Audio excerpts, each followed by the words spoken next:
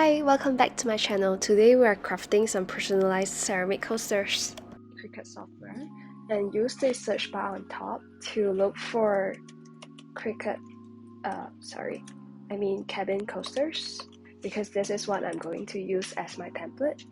So here we have this. It's a rounded design with like a white edge, but it has like two circles, which I really like. I think it's very cute and it's very customizable. You can use it to do like other similar projects as well. So if you can see here, this design costs 99 cents because I don't have Cricut access. I'm going to show you the way to make it without paying anything. So I'll delete one of this, and then I'll start off with contouring. I'll hide everything for the first one, and then the second one I'll hide everything besides the second circle, and then the third one I will hide everything besides the smallest circle. So now we have 3 circles with different dimensions, and what we want to do is to replicate each of them using the free shape from Cricut. So the first one is 3.25 inches, and then the second one is 2.888. Lastly is 2.607. Alright, and then we can delete all 3 of this. We are not using them anymore. And then I'll align 3 of this, use the combine and exclude.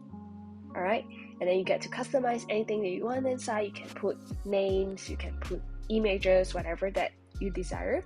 But for me, because the coaster is 3.6 inches, but this is only 3.25, but I don't want to leave like a gap in between like the coaster, so I'm going to size this up to 3.5. It's up to your preference, however you want to slice it on. So here, the website that I use to select fonts. So here, this is the wordmark.it website. I usually use it to look at all the fonts in my desktop. So this is a way that I use. I'll just type in the phrase that I want to put on the coaster, and then I'll start scrolling through it and see what kind of fonts that I like. And in this case, I actually already have one in mind. So, but for you, you can definitely scroll through all of them and take a look at it. But the font that I'm going to use, if you want to use the same font, is called the Omegle Regular. So here you get to filter the selected fonts, and then you get to compare them and use it in the software of your choice. So here I'll insert a text box. Mine has the font already selected because I used it previously, but if you want to select it, it's here, it's at the font section, and then in the system just type in the font of your choice.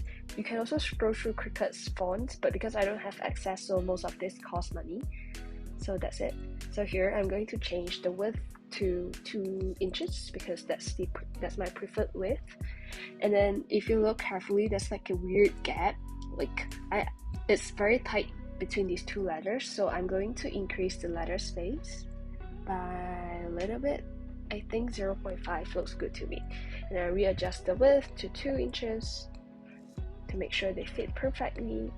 And then I'll align both of this, and with these 2 selected, I'll use the combine and subtract. So there you have it, the first coaster. And I'll copy, I rinse and repeat. You can change it directly by clicking the text twice. So I'm going to do the next initial, and then the last one. Alright, so all of this are done. I'm going to click make it, and here you have to mirror it because we are using infusible ink. And then this is something that I did not do when I first did this project, but on hindsight I should have spaced them out evenly. But continue, and click the browse all materials to search for the infusible ink transfer sheet. I have it here already. And then make sure mirror is on again, and I use more pressure because mine is an older blade. And that's it. So here I am placing the infusible ink sheet ink side up on the grip mat. Just placing them down, make sure that they cover the surface area that we want to cut on. And I'm using a brayer tool to make sure everything adheres nicely. And then line it up against the top left corner. Make sure you have enough space at the back and press the arrow button. I usually put a brayer tool at the bottom so that it lays flatter. And then just press the blinking Cricut button and you're good to go.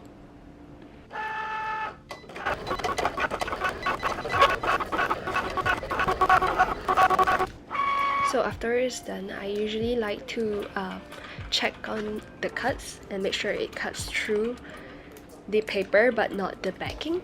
And then when you're done, just press the arrow button to release the entire grip mat. Then just flip the grip mat over and release the infusible ink sheet from it. So now I'm going to Cricut Heat Guide to check on the temperatures and settings for the transfer setup. So on the materials, I'll click on Infusible Ink Transfer Sheet, and then base material is coasters, and remember to click whichever tool that you are using. Make sure you're using a pressing mat as well. And then according to the sequence, I'm going to stack my stuff. And you're ready to press it. Preheating the EasyPress to 400 degrees Fahrenheit.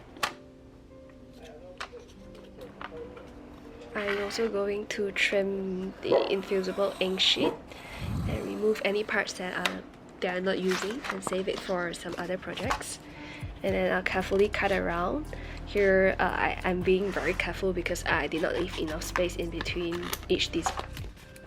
So using the design that you made as a guide, carefully weed out every part that you don't need. So here I'm weeding out the outer ring, which is not needed. And then you can also crackle the paper a little bit so it's easier to read. I would recommend using your hands instead of any weeding tools because it's better because you don't want to scratch the ink on the infusible ink surface. To me, this is like the best part of the whole crafting because you get to weed away stuff and you get to see how it turns out.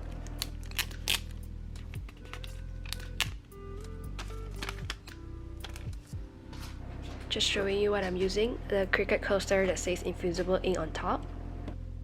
I am prepping the coasters. I'm going to use a lint roller to make sure there's no lint on the coasters, and then using an alcohol I am going to wipe down the surface, and this is like a lint-free cloth that I use as well. After that, I'm going to carefully align the design because this is like a round, like a circle coaster, so there's not much that you need to do. Just make sure everything is centered properly, and then I'm pressing real hard on the edges to make sure it sticks to the coaster. You can also use a heat-resistant tape to secure the design on it, but I didn't use it because I think this is secure enough. I also use a brayer tool to help secure the design to the coaster. Following the stacking order on the Cricut Heat Guide, I'm putting the EasyPress mat at the bottom, following up with some cardstock, a few layers of butcher paper, and then the ceramic coasters facing down, and then more butcher paper, and then the heat press at the end. Press the go button and wait for 240 seconds until it's done. Carefully remove the heat press.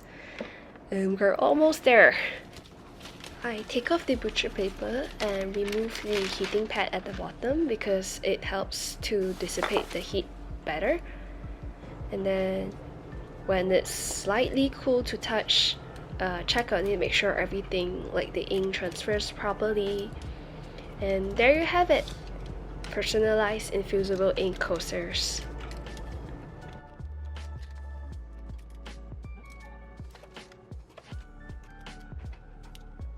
You can leave them as is, but I am going to add a cork backing at the end. So here's an adhesive cork backing that I got online, which is in the absolutely wrong size.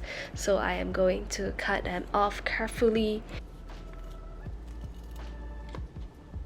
There you have it, personalized coasters that are super cute and the colors are super vibrant in real life. Thank you for watching. I'll see you guys soon. Bye!